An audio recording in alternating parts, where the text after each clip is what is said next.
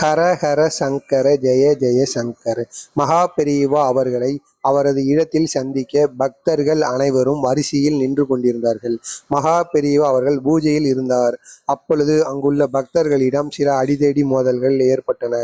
அதாவது இரண்டு பக்தர்களுக்கு இடையில் நான் தான் முதலில் மகா பெரியவரை சந்திப்பேன் என்று இரண்டு பக்தர்களில் ஒருவர் வாக்குவாதத்தில் ஈடுபட்டார்.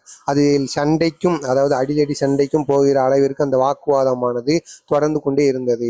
இதனை கண்ட மகா பெரியவாவின் சீடர்கள் அந்த இரண்டு பக்தர்களையும் தடுத்து நிறுத்தி சமாதானப்படுத்தினார்கள்.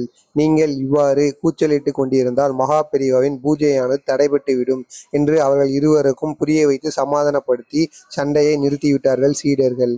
தன் பின்பாக மகா பெரியவா அவர்கள் அவரது பூஜையை முடித்துவிட்டு வெளியே வந்தார். அந்த பக்தரை அழைத்து, நீ ஏன் இவ்வளவு சத்தம் போட்டு கொண்டிருக்கிறாய் என்று கேட்டவுடன் அவர் கூற வந்திருக்கிறார். ஆனால் அவர் கூற வந்ததை கூற விடாமல் தடுத்து நிறுத்தி, நீ சற்று அந்த இடத்தில் ஒரு மூலையில் அமர்ந்து இந்த நாமத்தை, அதாவது ராம நாமத்தை கூறிக்கொண்டிரு, நான் சற்று நேரம் கழித்து உன்னை அழைக்கின்றேன் என்று அந்த பக்தரிடம் கூற, அந்த பக்தரும் சரி சுவாமி என்று மகா பெரியவா சொல்லை கேட்டு அமர்ந்து கொண்டு ராமநாமத்தை சொல்லி கொண்டிருந்தார். பெரியவா அவர்கள் வரிசையில் இருந்த அனைவருக்கும், அதாவது அவர்கள் குறைகளை கேட்டு அவர்களுக்கு பரிகாரத்தை சொல்லி கொண்டிருந்தார்.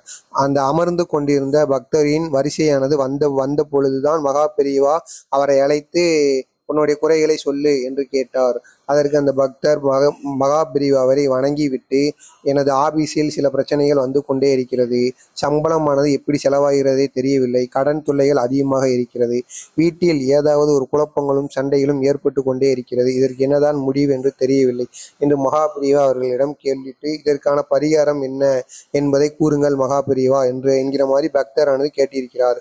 அதற்கு மகா பெரியவா கூறியது என்னவென்றால், அதாவது இப்போ நீ உட்கார்ந்து ஒரு அமைதியாக இப்போ ராமநாமத்தை சொல்லி கொண்டிருந்தாய் அல்லவா, அதே போல் உனது பிரச்சனைகளும் தீர வேண்டும் என்றால் தினமும் வீட்டில் நீயும் உனது மனைவியும் இவ்வாறு ராமநாமத்தை சொல்லிக்கொண்டே வா, உன்னிடம் இருக்கும் பிரச்சனைகள் அனைத்தும் தீரும் என்று மகா பெரியவா கூறியிருக்கிறார். அதற்கு அந்த பக்தர், அதாவது ராமநாமத்தை கூறினால் எப்படி பிரச்சனைகள் தீரும் என்று கேட்டிருக்கிறார். அதற்கு பெரியவா விளக்கியிருக்கிறார். அதாவது ராமநாமத்தை கூறினால் யார் கண்ணுக்கு தெரியாமல் வருவார் என்று கேட்க, பக்தர் வந்துட்டு அனுமான் கண்ணுக்கு தெரியாமல் வருவார் சாமி என்று சொல்லியிருக்கிறார். அதற்கு மகா பெரியவா அவர்கள், அனுமானின் அவ உருவம்தான், அதாவது அனுமானோட அவ உருவம்தான் சிவன். சிவன் வந்தால் அங்கு அம்மன் வந்து விடுவாள். அம்மனும் வந்துவிட்டால் அவரது மகன்களான முருகனும் கணபதியும் அந்த இடத்திற்கு வந்து விடுவார்கள். இவ்வாறு நீ அந்த மந்திரத்தை கூறும் பொழுது சிவ குடும்பமே அந்த இடத்திற்கு வந்து விடுகிறது. எனவே மகாலட்சுமியும் சிவ குடும்பம் இருக்கும் இடத்தில்தான் மகாலட்சுமியும் இருப்பாள். எனவே மகாலட்சுமியும் நீ இவ்வாறு அழைக்கும் போது உன் வீட்டிற்கு வந்து விடுவாள். எனவே உன் வீட்டில் உள்ள பணம் கஷ்டமும் தீரும். உன் வீட்டில் இருக்கிற சண்டை சச்சரவுகள், மனக்குழப்பங்கள், வீட்டில் இருக்கிற எதிர்மறையான எண்ணங்கள், துஷ்ட சக்திகள் என அனைத்துமே விலகிவிடும். நீ இந்த மந்திரத்தை, அதாவது இந்த ராம நாமத்தை இவ்வாறு கூறி வருவதால் நீயும் உனது வீட்டில் உள்ள அனைவரும் பலனடைவீர்கள். எந்த கஷ்டமும் இல்லாமல் இருக்கிற அனைத்து துன்பத்திலும் இருந்து விடுபடுவீர்கள். உன் வீட்டிலே மகாலட்சுமியும் சிவ குடும்பமும் அனைவருமே உன் வீட்டிலே இருப்பார்கள் என பெரியவா அவர்கள் பக்தர்களிடம் கூறியிருக்கிறார். பெரியவா அவர்கள் இவ்வாறு கூறியதை கண்டதும் பக்தர் கண்ணியிலிருந்து ஒரே சாரையாக கண்ணீரானது வந்து கொண்டிருந்தது. மகா பெரியவா கூறிய இந்த பரிகாரத்தை கேட்டவுடன் பக்தருக்கு ஒரே ஆனந்தம்.